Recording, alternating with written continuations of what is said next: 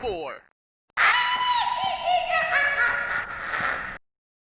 3, 2, 1. How's it going, everybody? Here to bring you Please Wake Up. Now, this, I had the developer go and email me yet last night, wondering if I could play the game, and I said, of course. I played a little bit of it to go and see exactly, like, make sure there was no, like, mess ups or anything of that sort. See, we're going to play with illusions. Let's see, uses optical illusions that can have minor visual effects lasting for months. Let's see. For y'all's sake, we're going to turn it off, because I don't know if anybody who watches my videos has any of that sort of thing going on, and I don't want to do that to you guys. Are you able to read this? Yes. Please respond with no. Yes. No, I mean no. Please respond with yes. Okay. Please respond with no. No. Beginning cognitive tests. Does 2 plus 3 equal 5? Yes. Is Curious George's tail shorter than his finger? No? I don't know, because if I remember correctly, he didn't have a tail. Is a shoe smaller than a house? Yes. Is a Monopoly Man's monocle bigger than his hat? No. Is the ocean red? No. Patient has completed cognitive testing. All right. Beginning self-identity test. All right. Is your name Thomas Mandela? No. Are you 13 years old? No, I don't think so. Were you born in Wyoming? No. Is your mother's first name Angela? No. Patient has failed self-identity testing. Hello, this is Dr. James Mass, communicating with you from the Hayward County Hospital. If you're reading this right now, don't be alarmed. This may seem absurd to you, but you are currently in a coma.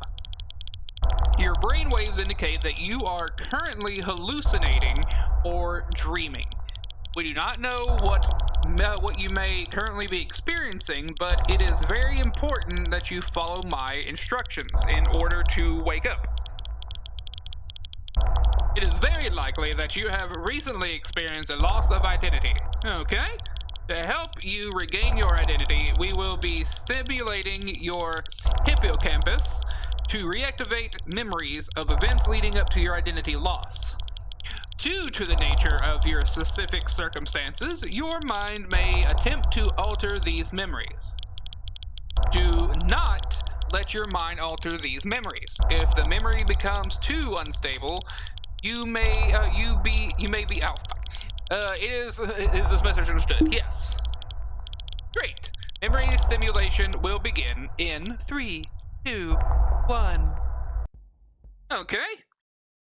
Look around the room and pay attention. Objects may change when not visible. Okay. Sound will get louder the more objects that get changed. Did you notice the front board has changed? Click on it to change back. Actually, you did notice they changed. Do not click on objects that have not changed. I want you to take a good look at your surroundings. Pay very close attention to the things around you. Now, close your eyes. If you're indoors, do you remember what color the walls are? Do you remember where the lights are? If something in your surroundings were to change, like the texture of the ceiling or the position of items in front of you, would you notice? We like to believe that our memory and perception form true snapshots of the world around us. But upon closer inspection, we begin to see that they are just fragile fabrications constructed by our brains. On today's episode of the Natural Sciences podcast, we will explore the nature of our memories, everything seems to be good so far. The brain. Okay. Everything's good so... Oh, damn it, my mouse hit the keyboard.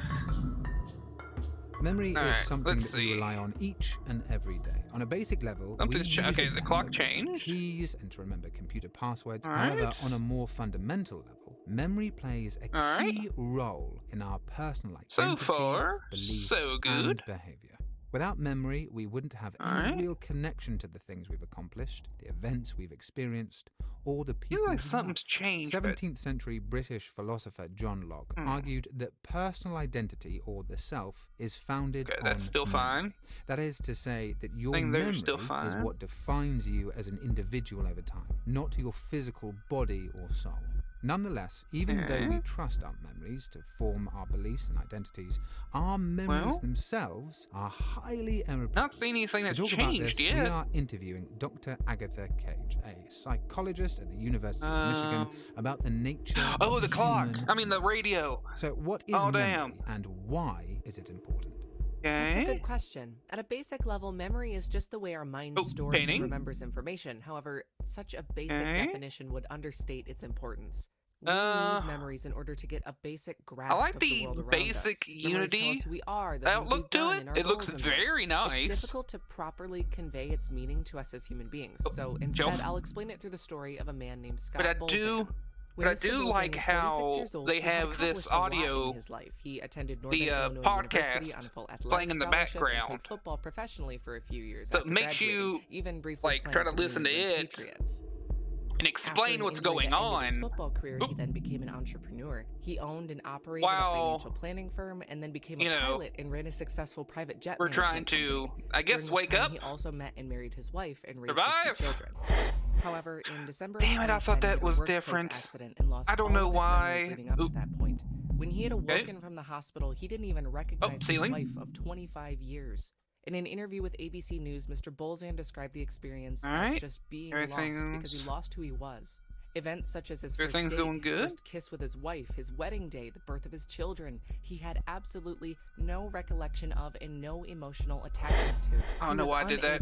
I don't know why I did that. People in his life, his parents, wife, kids, friends, and relatives. He lost the know-how and ability to run his company. He's quoted as saying, "Because I have no concept of who I am as a person, damn it, I meant to hit the floor. I don't know what my dreams, my aspirations, what my goals were." Alright, imagine this happening to you. If you lost your memories, the clock is fine. World. The things that you've accomplished, the relationships you've built, the knowledge that you've acquired, and the formative events that shaped who you are. I was trying to think for a second. I was like, wait a minute, did the floor change? Our memories, its importance in our lives becomes much that's fine. clear. Mr. Bolzan's story is quite compelling. It seems as though memory is incredibly foundational to our own personal identity. Yet we are sometimes told that our memories can't be trusted, that they're unreliable. Is that true? Yes, it's more true than most people think. Research has shown us that memories aren't these static snapshots of the world around us. Instead, they're more like malleable stories about the past. I'll go over some well-known research in criminal psychology that demonstrates the fallibility of our memories. The first experiment I'll talk about was conducted by Professor Elizabeth Loftus and some of her colleagues at the University of Washington. The setup was pretty simple. Researchers showed participants a video of a car crash. Participants were then asked one of 2 questions. The flooring's fine. The first was along the lines of approximately how fast were the cars going when they hit each other. The second was, then the participants who were asked the first question. A follow-up study showed that when asked a few weeks later whether there was broken glass at the scene, the participants who were asked the second question were far more likely to say that there was than those who were asked the first question. There was no broken glass in the video.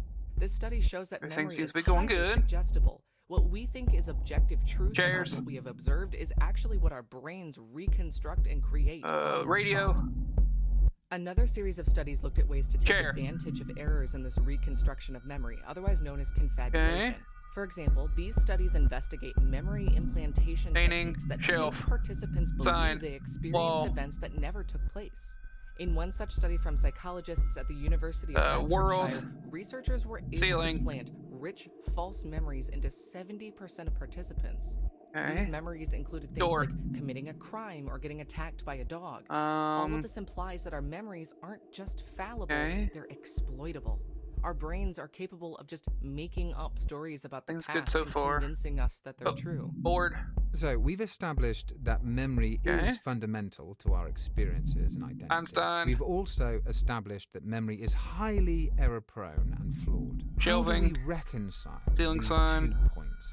How do we know what parts of ourselves are real and what parts aren't? time. Ultimately, we can't know. Our understanding of ourselves and of the world is fundamentally flawed.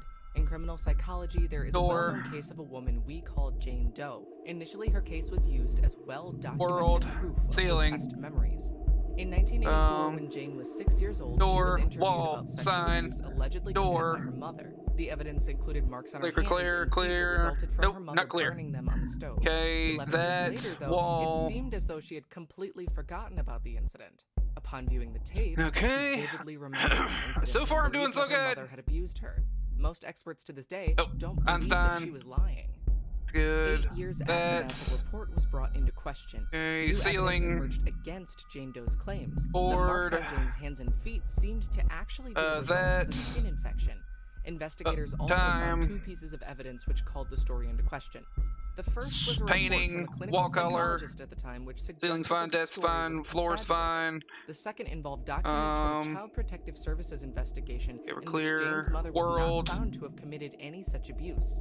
Furthermore, they found evidence that Jane's father, who was in a heated custody battle with her mother, was abusive towards her brother. Chair, desk. Today, most experts agree that the abuse likely did not happen. Okay, and that clear. Jane's false memories Painting, came from her father's shelving, suggestions when she was ceiling's young. fine. The consequences of this Door, had huge effects on Jane's life. To this day, she's unsure of what is true chair, and what isn't. If our core memories that shape our identity and relationships with others can just be incorrect, what does this say ceiling's about us? fine, chairs Could are we just fine, be door. an entirely different person than we believe? Jane Doe is quoted as saying, "What are we? Clear. Nope, desk. If we are to believe world. that those memories are as fallible Painting. as some researchers want us to believe they are, what does that leave us with? What are we doing here?" Breaking news coming out of Torrid County, Wyoming. Police are looking for a missing 12-year-old child named Timothy McCullough, who authorities believe is in danger. He's 5 feet tall with short brown hair and blue eyes. He was last seen wearing a blue t-shirt and gray shorts. Torrid County police say that he may have been with his estranged father, 37-year-old John McCullough, who has recently escaped from prison. If observed, please call 911. I seem to be doing something. Oh. Okay. Awesome.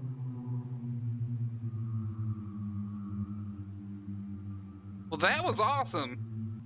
There's even more levels to this, but I'm gonna leave this right here because that was pretty damn awesome. I like it. It does use some stock Unity stuff, which is completely fine. The graphics were really good.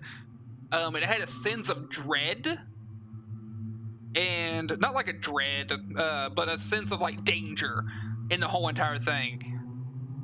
But I tried to get everything as quickly as I could, so that way everything would be completely fine.